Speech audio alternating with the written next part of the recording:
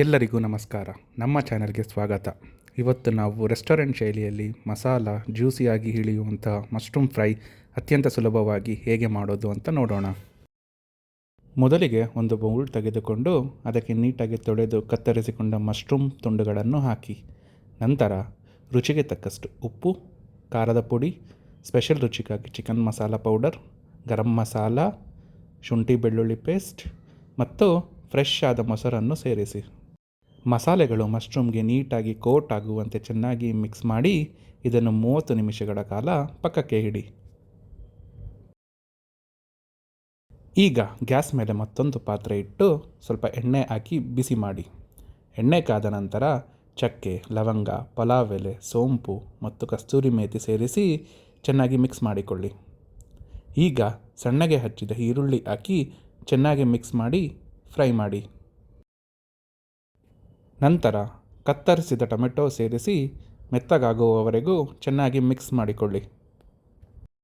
Friends, ಈ recipe ನಿಮಗೆ ಇಷ್ಟ ಆಗ್ತಿದ್ದರೆ ಇನ್ಯಾಕೆ ತಡ, ಈಗಲೇ ವಿಡಿಯೋ ಕೆಳಗಡೆ ಇರೋ ಸಬ್ಸ್ಕ್ರೈಬ್ ಬಟನ್ ಕ್ಲಿಕ್ ಮಾಡಿ ನಮ್ಮ ಚಾನಲ್ಗೆ ಸಪೋರ್ಟ್ ಮಾಡಿ. ಈಗ ನಾವು ಮೊದಲೇ ಮ್ಯಾರಿನೇಟ್ ಮಾಡಿಟ್ಟುಕೊಂಡ ಮಶ್ರೂಮನ್ನು ಇದಕ್ಕೆ ಸೇರಿಸಿ ಎಲ್ಲವನ್ನು ನೀಟಾಗಿ ಒಂದಾಗುವಂತೆ ಚೆನ್ನಾಗಿ ಮಿಕ್ಸ್ ಮಾಡಿ.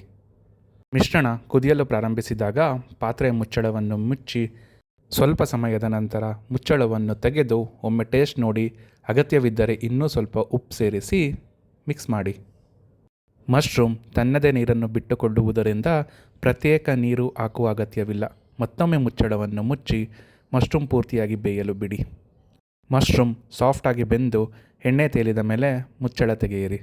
ಕೊನೆಯದಾಗಿ ಸಣ್ಣಗೆ ಹಚ್ಚಿದ ಕೊತ್ತಂಬರಿ ಸೊಪ್ಪನ್ನು ಮೇಲಿಂದ ಉದುರಿಸಿ ಚೆನ್ನಾಗಿ ಮಿಕ್ಸ್ ಮಾಡಿ. ನಿಮ್ಮ ಬಿಸಿ ಬಿಸಿಯಾದ ಮಸಾಲೆದಾರ್ ಮಶ್ರೂಮ್ ಫ್ರೈ ಈಗ ಸವಿಯಲು ರೆಡಿ.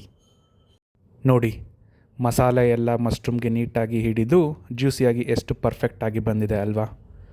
ನೀವು ಕೂಡ ಇವತ್ತೇ ಈ ಮಶ್ರೂಮ್ ಫ್ರೈಯನ್ನು ಮನೆಯಲ್ಲೇ ಟ್ರೈ ಮಾಡಿ ಹೇಗೆ ಬಂದಿತ್ತು ಅಂತ ಕಮೆಂಟ್ ಮಾಡಿ ತಿಳಿಸಿ. ವಿಡಿಯೋಗೊಂದು ಲೈಕ್ ಕೊಟ್ಟು ನಿಮ್ಮ ಫ್ರೆಂಡ್ಸ್ ಜೊತೆ ಶೇರ್ ಮಾಡಿ.